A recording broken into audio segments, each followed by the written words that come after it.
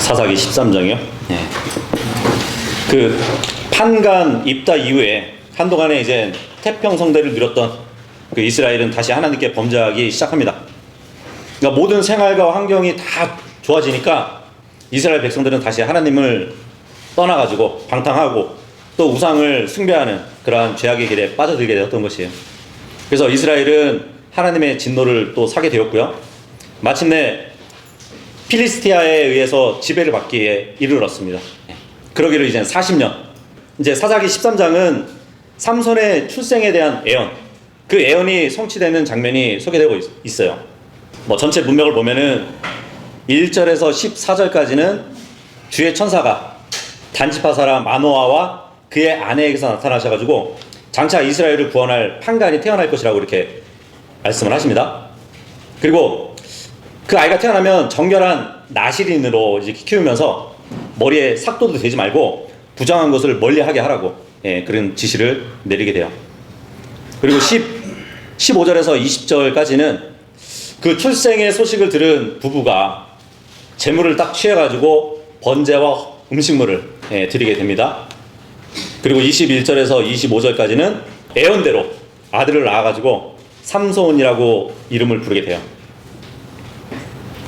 이제 우리가 본문을 들어가 보겠는데, 혹시 여러분들 그 영화 보면은 마블 영화 한번 보셨나요 혹시? 이 마블 영화를 한 번이라도 보신 적 있나요? 저만 본 건가요? 거기에 등장하는 인물들을 딱 보면은 각자 굉장한 능력을 가지고 있어요. 예. 그래서 보통 우리가 히어로들 이렇게 보면은 내게도 저런 능력이 있으면 얼마나 좋을까, 저런 특별한 능력이 있다면 어떨까 하고 상상하기도 한단 말이에요. 막 하늘을 날아다니면서 엄청난 그 힘을 가지고 나쁜 사람들을 막 혼내준단 말이에요. 망토를 막 휘날리면서 빠르게 움직이고 적의 어떤 공격도 문제없이 막 막아내고요. 그렇게 영화에 나오는 신기한 능력을 가진 사람들을 보면은 부러워요, 한편으로는. 그래서 뭐 저뿐만 아니고 누구나 나도 저런 능력이 있었으면 좋겠다 싶을 때가 있을 거란 말이에요. 혹시 저만 그런 건가요? 어쨌든 특별한 능력을 가진 사람들이 나오는 그런 마블 영화가 계속해서 사람들의 관심을 받고 또 인기를 끄는 것 같아요. 만약 여러분이 특별한 능력을 하나 선택할 수 있다면 어떤 능력을 선택하시겠어요? 뭐 할 수 있으면 더 큰 능력, 더 엄청나고 더 특별한 능력을 원하겠죠. 그죠?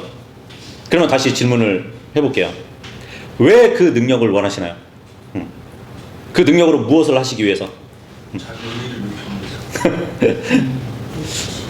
그러니까 어떤 목적이 있어야 되냐 이거죠. 근데 우리가 기억해야 할 것은, 능력에 있어서 더 중요한 것은 그 능력의 크기보다는 능력의 방향이라는 거예요.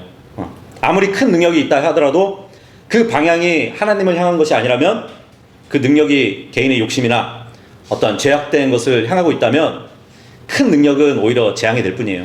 그죠? 그래서 능력이 클수록 더 손해인 것이에요. 능력이 작더라도 바른 방향을 향해서 하고 있는 것이 더 가치 있는 것이란 말이에요. 올바른 방향을 딱 정한 뒤에 그 능력을 키우는 것이 바람직한 순서란 얘기예요. 그런 면에서 이제 삼손의 이야기는 우리에게 주는 교훈이 크거든요. 이 삼손이라고 들어보셨죠? 보통 사람들과 달리 엄청난 능력을 가지고 있던 사람이잖아요. 좀 특별한 사람이고. 그래서 많은 사람들은 나와 다른 특별한 사람을 동경하기도 합니다. 근데 삼손은 그런 기대를 모으기에 충분한 인물이었어요. 그리고 이 삼손은 출생부터 달랐어요. 하나님의 허락하신 특별한 능력으로 하나님의 크신 영광을 마음껏 누릴 수 있는, 드러낼 수 있는 그런 가운데서 태어났단 말이에요. 그런데 이제 앞으로 우리가 이제 삼손의 이야기를 보겠지만, 그런 삼손의 삶을 보게 되면 그런 모든 기대는 사라지게 돼요. 뭐 능력의 크기는 컸지만 방향이 잘못되었기 때문에. 그래서 삼손이 이제 사사기에 나오는 그 어떤 사사보다 더 큰 가능성을 가지고 있었지만 그 모든 것들을 다 날려버려요. 결국에는 비참한 최후를 맞이하게 됩니다. 그래서 오늘부터 삼손의 이야기를 살펴보면서 우리 자신들을 돌아보기를 원하는 거예요. 우리도 삼손처럼 하나님이 주신 가능성, 하나님이 주신 그 재능을 한순간에 쾌락과 바꿀 수 있기 때문이에요. 그러니까 눈에 보이는 것을 따라가다가 실패의 나락으로 떨어질 수 있기 때문이에요. 그래서 그 일을 피하기 위해서 우리는 먼저 삼손의 출생의 이야기를 살펴보면서 배울 수 있는 그런 교훈을 먼저 생각해 보기를 원합니다. 삼손의 출생에 관한 이야기라 보시면 돼요. 그래서 우리를 다르게 만드는 것은 크기가 아니라 방향입니다. 그러니까 사람들은 크기에 집중하죠. 크기에 놀라지만 더 중요한 것은 방향이란 말이에요. 우리는 하나님이 명령하신 그 방향을 알고 크기보다 방향에 집중해야 되는 것이에요. 그럼 먼저 이제 이야기의 배경부터 우리가 살펴보도록 하겠습니다. 이제 본문을 보면은 삼손 이야기의 배경이 등장합니다. 다 피셨으면 1절 함께 읽겠습니다. 시작. 이후에 이스라엘 자녀들이 주의 목전에서 다시 악을 행하였더라. 그런즉 주께서 그들을 필리스타인들의 손안에 40년 동안 넘기셨더라. 어떻게 보면 사사기에 반복되는 주제라고 볼 수 있겠죠. 이스라엘이 다시 하나님 앞에서 악을 행해요. 하나님은 이번에 40년 동안 필리스티아 사람에게 이스라엘을 넘겨주십니다. 어떻게 보면 지금까지 이스라엘이 압제받은 그 기간 중에서 가장 길어요. 그만큼 이스라엘의 타락, 이스라엘의 악행이 심해졌다는 것을 또 생각해 볼 수 있겠죠. 또 이번 주기에는 특이한 점이 있어요. 이스라엘의 부르짖음이 없어요. 하나님의 진노하심 이후에 등장했었던 이스라엘의 부르짖음, 그러니까 하나님께 간구하는 장면이 이번에는 없어요. 그러니까 이번에는 이스라엘이 잘못된 자신들의 그 잘못을 고백하면서 돌이키는 모습이 나타나지 않는다는 얘기예요. 그만큼 더 타락했다는 것을 볼 수 있겠죠. 필리스타인들에게 40년 동안 고통을 당하지만 하나님을 찾지 않는다는 얘기예요. 우리가 이제 기드온과 입다의 이야기에서 이스라엘이 하나님께 부르짖었고 하나님은 그런 이스라엘에게 말씀하시고 그들의 죄악을 책망하셨죠. 근데 이번에는 이스라엘이 부르짖는 것조차도 잊어버린 것 같아요. 그러니까 이스라엘은 이방인들에게 고통을 당하면서도 그 고통이 어디에서 왔는지, 왜 자기들이 고통을 당하고 있는지 생각하지도 못하고 있는 것이에요. 이런 상황에서도 은혜로우신 하나님은 이스라엘을 그냥 버려두지 않아요. 그들을 필리스타인의 압제로부터 건져줄 구원자를 준비하십니다. 2절 시작. 그리고 단족들의 족속에 속하였고 조라 출신의 어떤 남자 한 명이 있었는데 그의 이름은 마노야였더라. 그리고 그의 아내는 불임이었으니 자식을 낳지 못하였더라. 여기 조라라는 지역이 나옵니다. 예루살렘에서 이제 서쪽으로 23km 정도 떨어진 곳이에요. 단 지파에 속한 지역이었습니다. 그 땅에 마노아라는 사람이 있었대요. 이 마노아의 이름의 뜻은 휴식, 안식처라는 이름의 뜻을 갖고 있는데 그 이름과 어울리지 않게 이 마노아에게는 어려움이 있었어요. 그것은 바로 자신의 아내가 임신하지 못했다는 것. 이 당시에 이스라엘 배경에서는 아이를 가지지 못한 것은 여자에게 수치스러운 일이었어요. 거기에다가 남자들이 씨를 보존하지 못하는 것, 자신의 가문을 계속 이어가지 않는 것도 수치였어요. 근데 이것을 또 생각해 보면 이스라엘 조상들을 생각해 보잖아요. 사라, 리브카, 라헬, 이 여인들도 보면은 모두 출산하는데 어려움이 있었어요. 그죠? 오히려 그 일로 인해 가지고 하나님의 특별한 역사심을 맛보았겠죠. 그래서 성경에 보면은 예수님의 모친 마리아를 예표하는 인물들이 여러 나와요. 그리고 그 여인들의 아들들을 보잖아요. 또 그 아들들은 모두 그리스도의 모형이라는 것을 알 수 있어요. 사라를 한번 생각해 보세요. 사라도 불임이었잖아요. 근데 아이를 낳았어요. 이삭을 낳았죠. 근데 이삭은 성경에서 그리스도의 희생, 그분의 부활, 이것을 예표하는 가장 위대한 모형 중에 하나라고 볼 수 있죠. 자, 그리고 리브가도 아이를 낳았어요. 야곱을 낳았죠. 이 야곱은 이름이 이스라엘로 바뀝니다. 근데 하나님이 이스라엘을 자신의 첫 태생으로 부르세요. 예수님은 마리아의 첫 아들이었어요. 그죠? 그리고 라헬을 보면은 라헬도 이제 아이를 잘 못 낳기도 했었죠. 근데 결국 라헬이 아이를 낳았을 때 요셉을 낳았어요. 근데 이 요셉이라는 인물을 다 뜯어보잖아요. 150가지의 측면에서 그리스도의 모형의 인물이에요. 자, 그리고 한나가 또 아이를 낳죠. 사무엘을 낳았어요.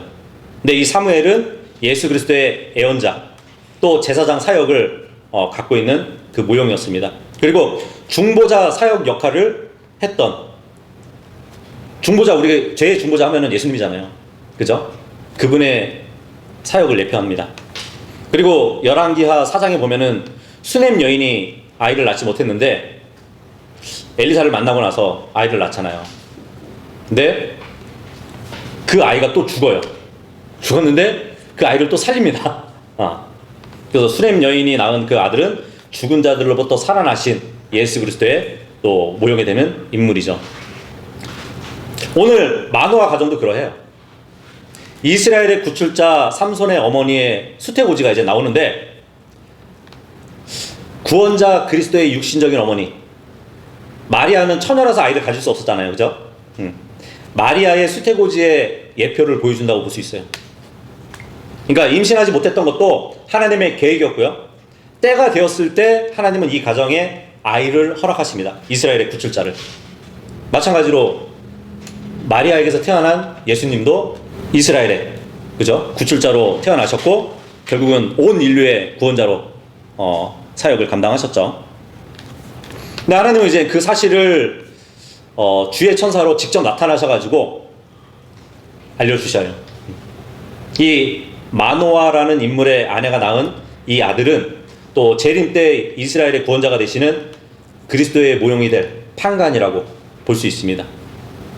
예수님 하면은 성경에 의의 태양이라고 불리거든요.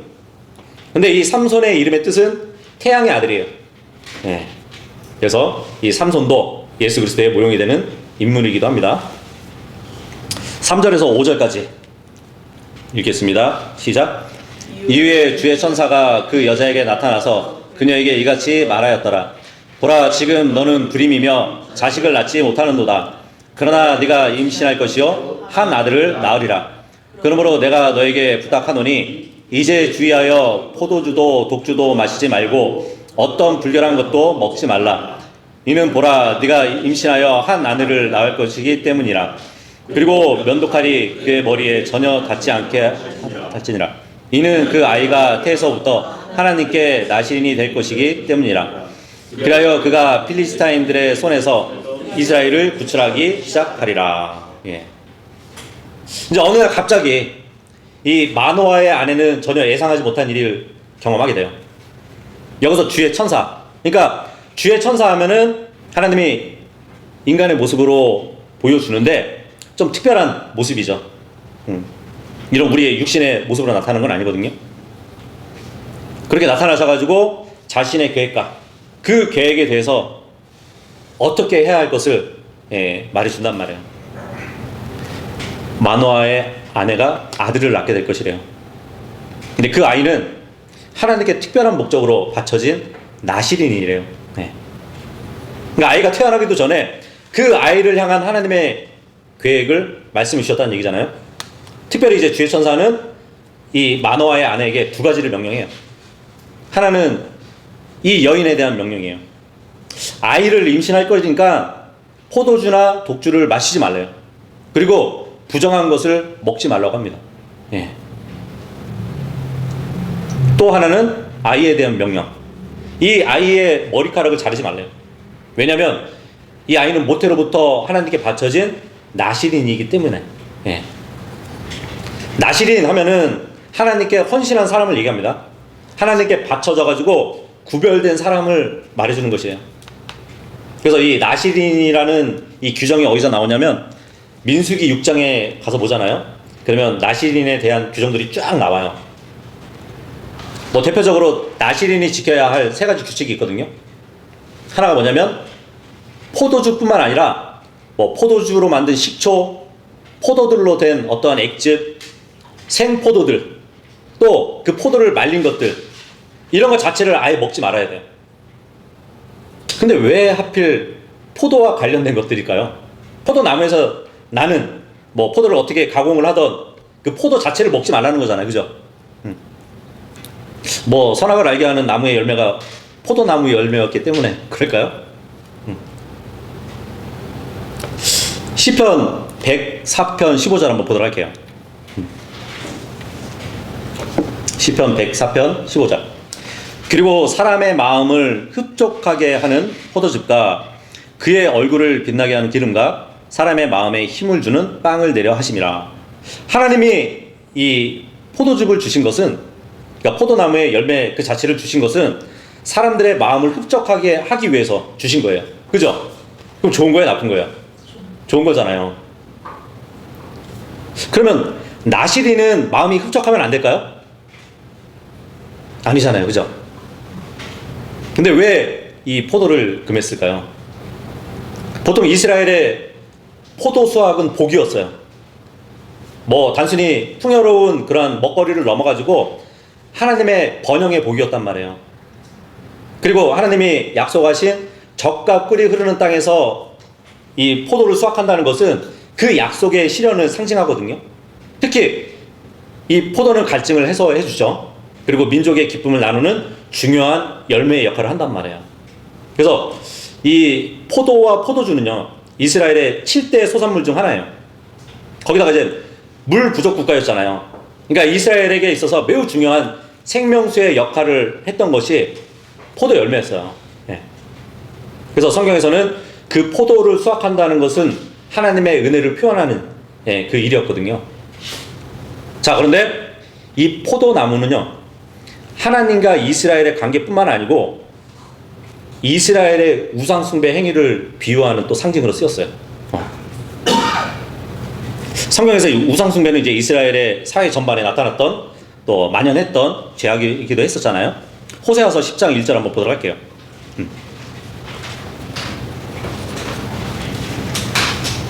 호세아서 10장 1절. 이스라엘은 한 굴에 열매 없는 포도나무요. 그는 자신을 위해 열매를 내느니라. 그의 열매의 허다함에 따라 그가 제단들을 늘렸도다. 그의 토지의 좋은 것에 따라 그들은 보기 좋은 형상들을 만들었도다. 예. 이스라엘의 풍요로움이 하나님의 복이 되어야 되는데 오히려 우상숭배로 이어지는 그 현실을 비판하는데, 실질적으로 이제 이스라엘의 포도나무가 많아질수록 제단이 많아졌대요. 예. 포도 수확이 많을수록 제단이 많아졌대요. 우상숭배의 제단이. 그래서 역사적으로 보면은 이 포도가 이스라엘의 우상숭배 행위를 위한 제물로 사용되기도 했었어요. 특히 건포도를 넣어가지고 만든 빵을 제단에 드리기도 했었대요. 근데 우리가 나시린의 규칙을 보니까 말린 포도들도 먹지 말라고 했잖아요.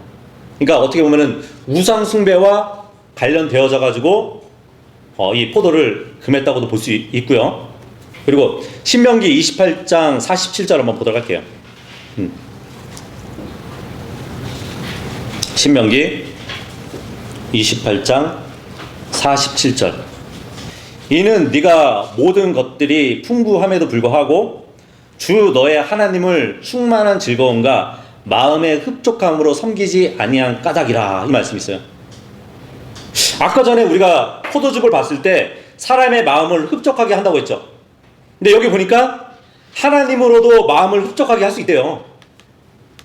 그러니까 나시리는 물론 우상이 아니라 하나님만 섬기라는 그 의미를 갖는 동시에 포도주의 마음이 흡족하기보다는 하나님으로 마음을 흡족하게 살아야 하는 구별자라는 것을 말해주고 있는 것이에요.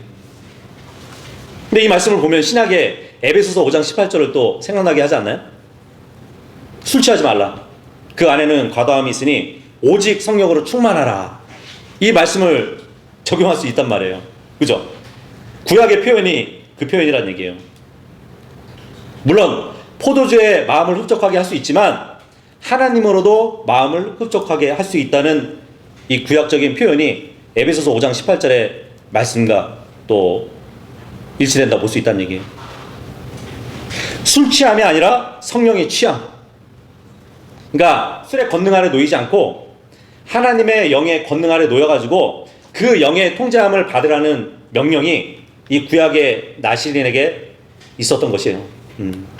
자, 그리고 나시린으로서 두 번째는 머리카락에 칼을 대지 말고 길게 길러야 했습니다. 그리고 세 번째는 죽은 시체를 가까이 하지 말아야 됐어요. 물론 이제 나시린 하면은 남자든 여자든 하나님께 자신을 구별해서 드리고자 서원하면 나시린이 될 수 있어요. 일정한 기간을 정해놓고 나시린이 되는 것은 일반적이었어요. 그런데 삼손의 경우는 좀 특별해요. 삼손은 백석부터 구별되었어요. 평생 동안 나시린으로 살아야 했습니다. 어쨌든 지금 천사가 전한 그 말씀에 깜짝 놀란 마노아의 아내가 남편에게 가서 이 사실을 또 말해줍니다. 6절 읽겠습니다. 시작. 그때 그 여자가 와서 그녀의 남편에게 알리며 이같이 말하였더라.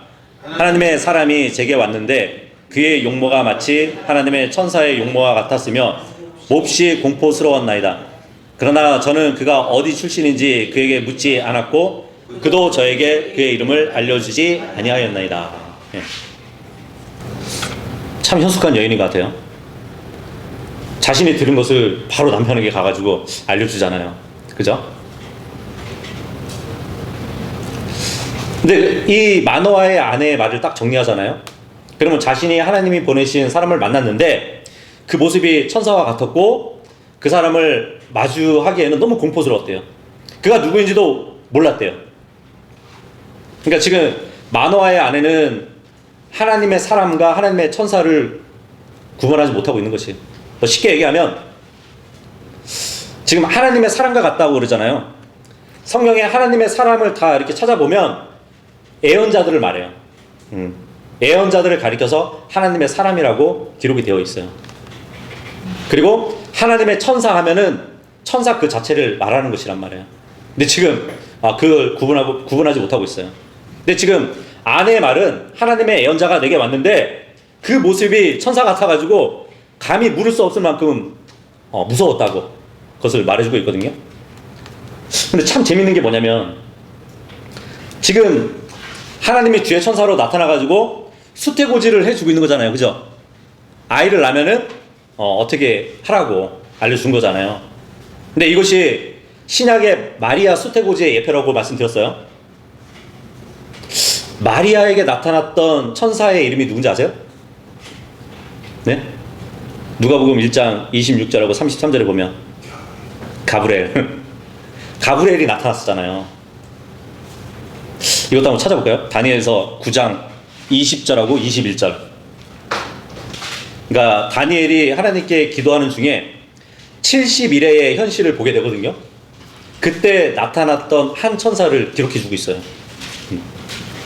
다니엘서 9장 20절 21절 보시면 그리고 내가 말하고 기도하며 나의 죄와 나의 백성 이스라엘의 죄를 자백하고 나의 하나님의 거룩한 산을 위하여 주 나의 하나님 앞에서 나의 간구를 나타내고 있었던 도중에 진정 내가 기도하고 말하고 있었을 때 내가 초기에 현시 가운데서 목격한 바로 그 사람 가브리엘이 빠르게 날아가는 명을 받아 저녁 험난물을 드리는 시간쯤에 나를 건드렸더라. 자, 현실을 보고 있는데 거기에서 누군가가 딱 목격됐어요.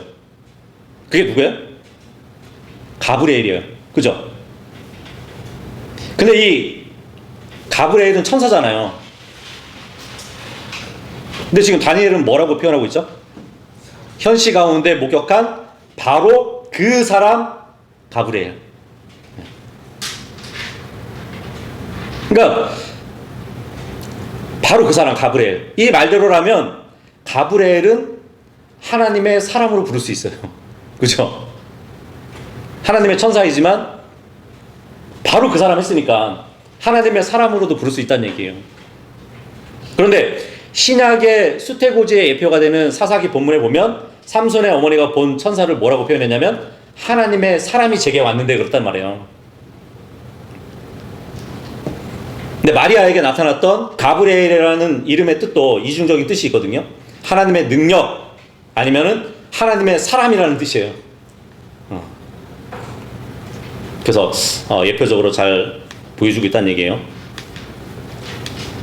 근데 사실 사사기 본문을 다시 보면 이 주의 천사는 단순히 천사가 아니에요. 사람의 그 모습으로 나타난 하나님이란 얘기예요. 그 천사를 보는 이제 마노아의 아내는 천사가 자기한테 전한 그 말씀을 남편에게 알려줍니다.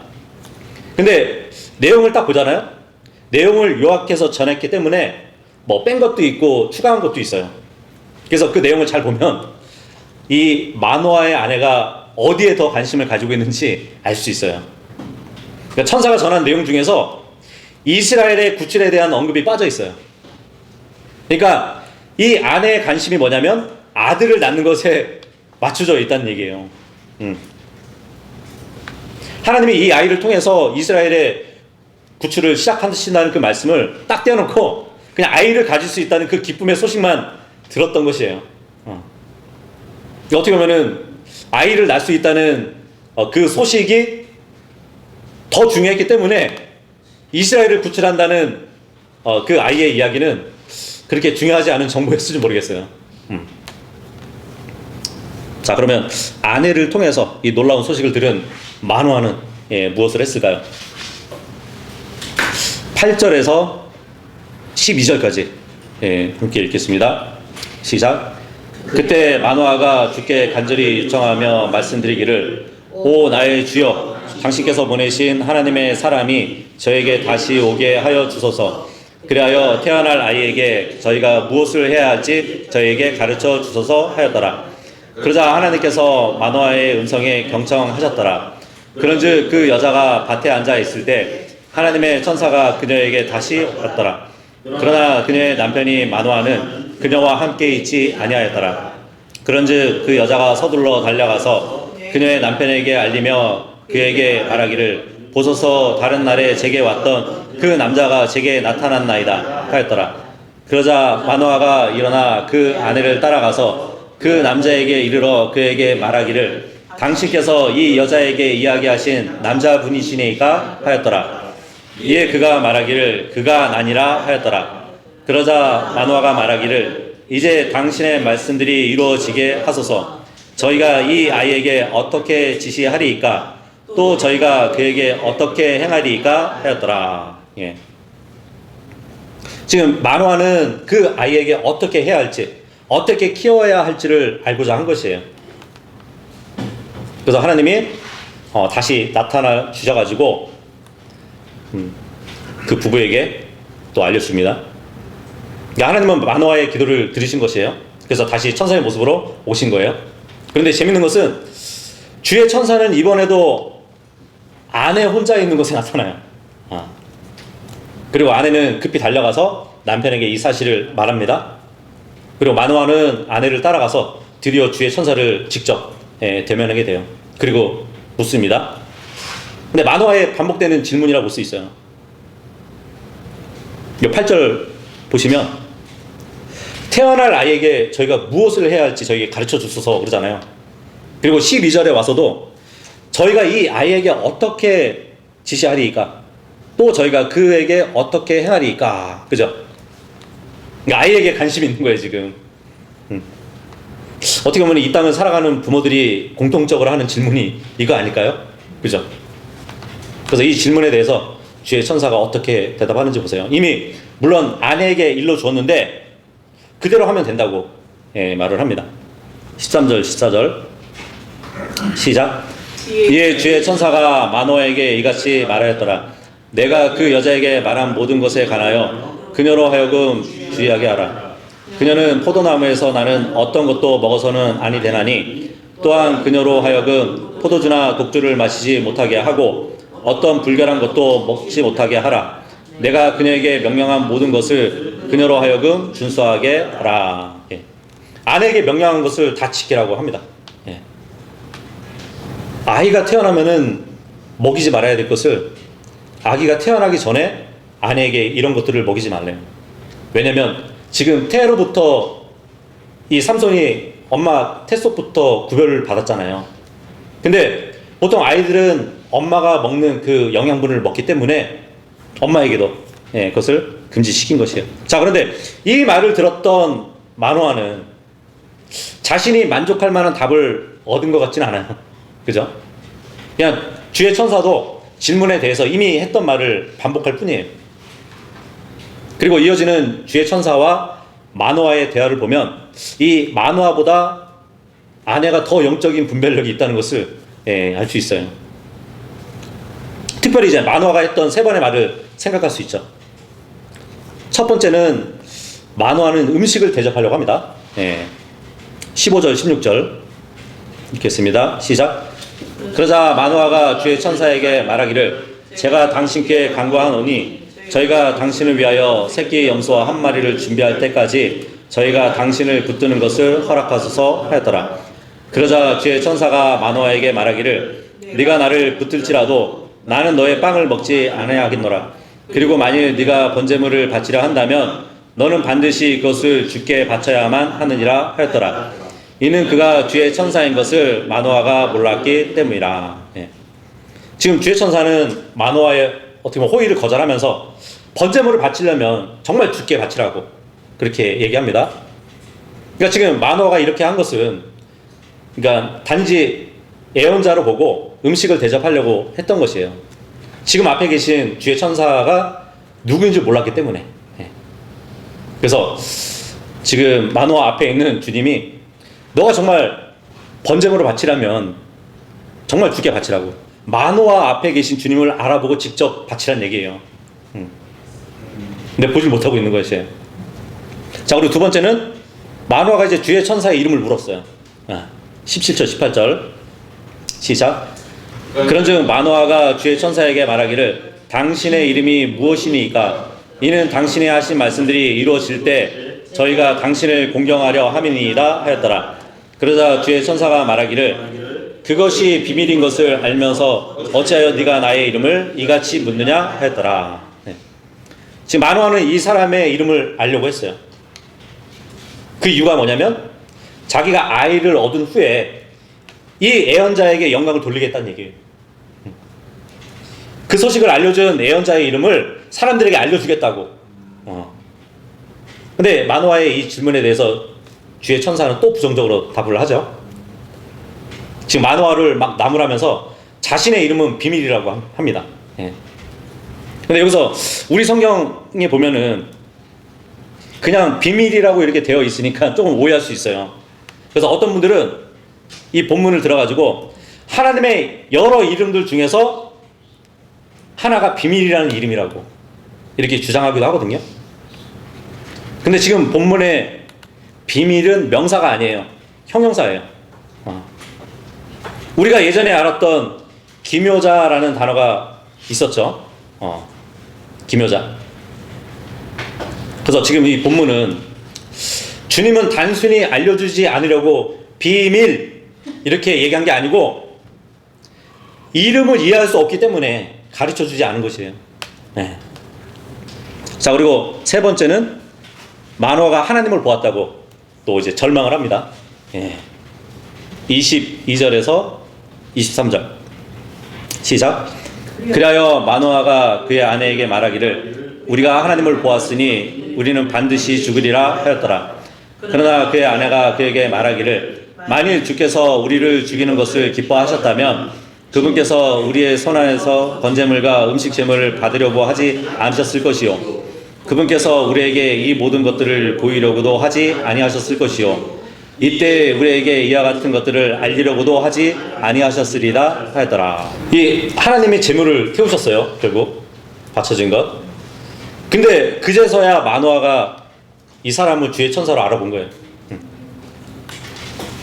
그리고 이제 하나님을 알아보았으니까 이제 죽게 되었다고. 그죠? 하나님을 보고 살 수는 없잖아요. 하지만 정말 하나님은 그들을 죽이시려고 사람의 모습으로 나타난 것은 아니에요. 그러니까 이 점에서도 보면은 마노아보다는 그의 아내가 분별력이 더 나은 것 같지 않나요? 어쨌든 삼손이 출생하기 전에 있었던 사건이 이렇게 마무리가 됩니다. 그리고 하나님이 말씀하신 대로 이 마노아의 아내는 아들을 낳게 되고요. 그 이름을 삼손이라고 하게 됩니다. 24, 25절 시작. 이후에 그 여자가 한 아들을 낳으리니 그 이름을 삼손이라 불렀더라. 그런즉 그 아이가 자랐고 주께서 그에게 복을 주셨더라. 그리고 주의 영이 조라와 에스타올 사이에 있는 단 진영 안에서 때때로 그를 감동시키기 시작하셨더라. 삼손이 출생했어요. 자, 그런데 이 삼손의 출생을 기록한 13장을 읽으면 왠지 모를 불안감이 있어요. 13 하면은 무슨 숫자죠?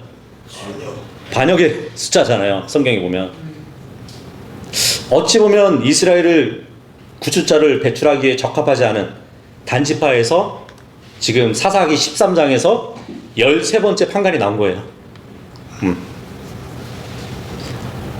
18장 30절에 이르면은 이 단지파는 배교한 다음에 결코 회개하지 않은 지파거든요. 근데 그 지파에서 나왔어요. 성경의 처음 책 창세기 13장 13절은요 하나님 앞에 극심한 죄인들을 기록해주고 있어요. 그리고 성경에 처음 등장하는 13이라는 숫자는 왕들의 반역을 기록한 역사, 그것을 말해줍니다. 사무엘상 13장에 가잖아요. 하나님의 명령에 반대하는 사울이 나오고요. 사무엘하 13장에 가면은 아버지를 무시하고 형제를 살인한 압살롬이 나와요. 그 요한복음 13장에 보면은 예수님을 배반할 생각을 가진 유다 이스카리ot이 나오고요. 계시록 13장에 가면은 주님을 대적할 적그리스도가 나와요. 네.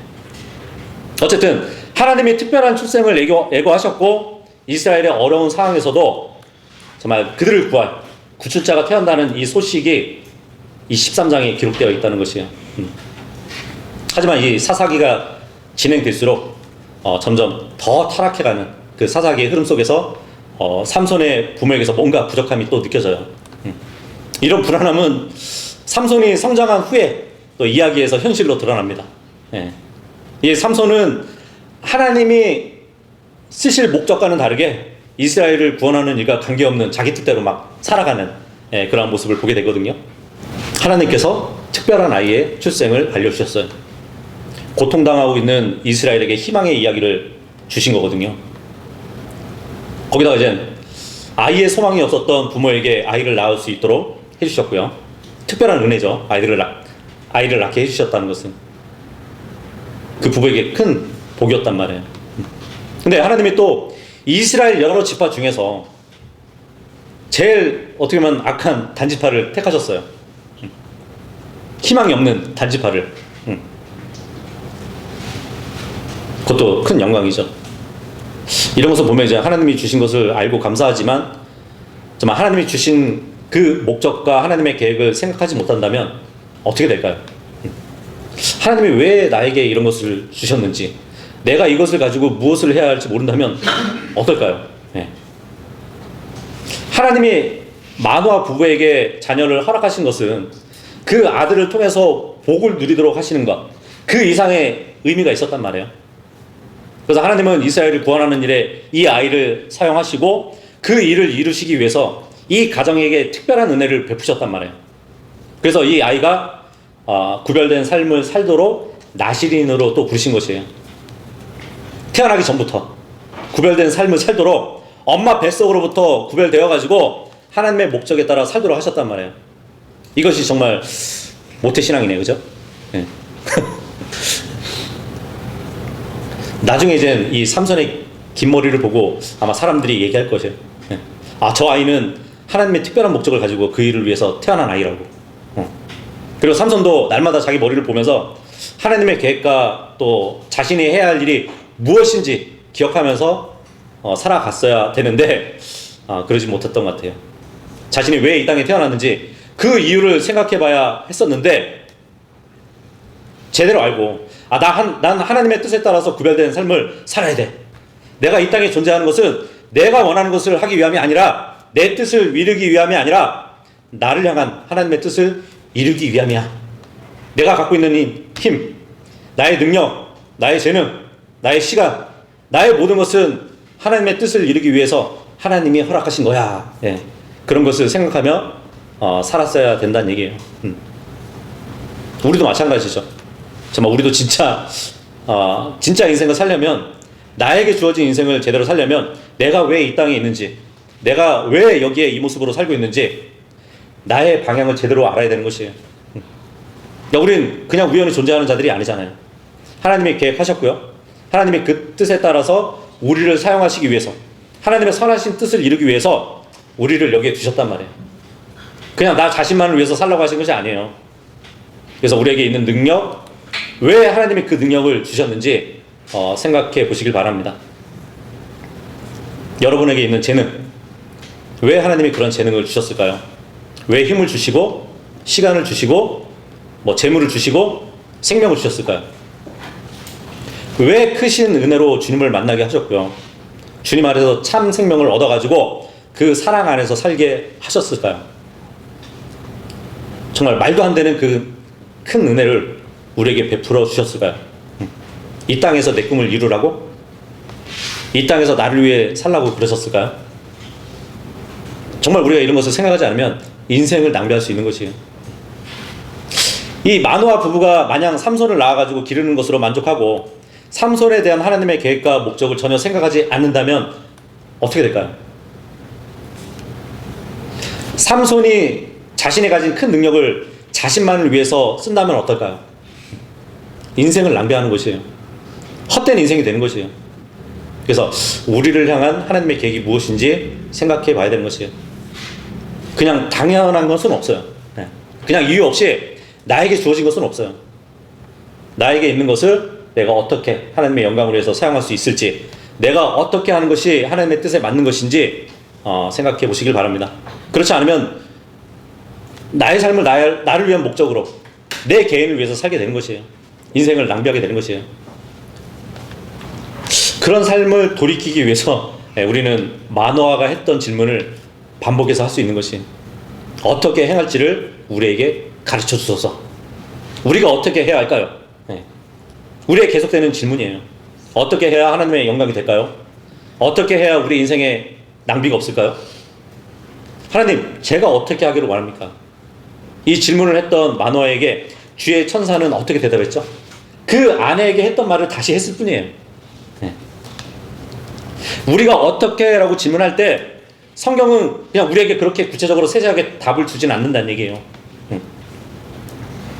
우리 삶에서 만나는 수많은 구체적인 상황에 대해서 다 답을 해주지는 않으세요. 만약 그것이 다 기록되어 있다면 우리가 보관할 수도 없을 거예요, 이 성경을. 그죠? 그래서 우리가 가지는 수많은 질문들에 대해서 하나님은 다 답하지 않으신다는 얘기예요. 하지만 하나님은 대답해 주세요. 모든 질문에 답하는 대신에 하나님이 그 모든 질문에 답이 되심을 말씀하신단 말이에요. 우리가 기대하지 않는 답일 수도 있을 것이에요. 기대하는 답이 아닐 수도 있지만 하나님 그 자체가 답이 되시는 것이에요. 그래서 우리가 할 일은 그 하나님을 더 알고 그 하나님께 더 집중하는 것이에요. 사실 하나님은 우리가 다 이해할 수는 없잖아요. 하나님은 그 뜻에 따라서 놀라운 일을 막 하시고요, 그분의 선하심, 그분의 은혜로우심, 그분의 어떠하심을 나타내 주신단 말이에요. 그 일을 위해서 하나님은 죄인들을 가까이 하셨고 또 오신 거예요, 이 땅에. 마노아가 하나님이 그들 가까이 오셨음을 알고 그 앞에 엎드리면서 죽게 되었다고 고백을 했죠. 근데 아니에요. 하나님은 죄인들을 멸하러 오신 것이 아니에요. 하나님은 그분의 선하심을 나타내시고 은혜를 베푸시기 위해서 죄인들이 가까이 오신 것이에요. 어떻게 보면 삼손의 출생의 이야기가 이것을 우리에게 이제 그림자처럼 보여준다고 볼 수 있겠죠. 우리에게 오신 진짜 구원자, 유일한 구원자를 생각하게 한단 말이에요. 하나님을 보는 자는 죽을 수밖에 없지만 하나님은 그런 자들과 함께 하시기 위해서, 그들과 가까이 하시기 위해서, 그들을 구원하시기 위해서 이 땅에 내려오신 것이에요. 물론 이제 앞으로 우리가 보겠지만 이 삼손은 좀 부족한 구원자예요. 그 일을 온전히 행한 판관은 아니었지만 완전한 구원자이신 예수님은 완벽하게 그 구원의 일을 행하셨어요. 그죠? 태어나시기 전에 지으신 그 이름대로 이 땅에 오셔가지고 우리의 모든 죄에서 구원하셨단 말이에요. 하나님이 친히 수치스러운 그 육신을 입고 우리의 모든 수치를 씻어주셨어요. 그죠?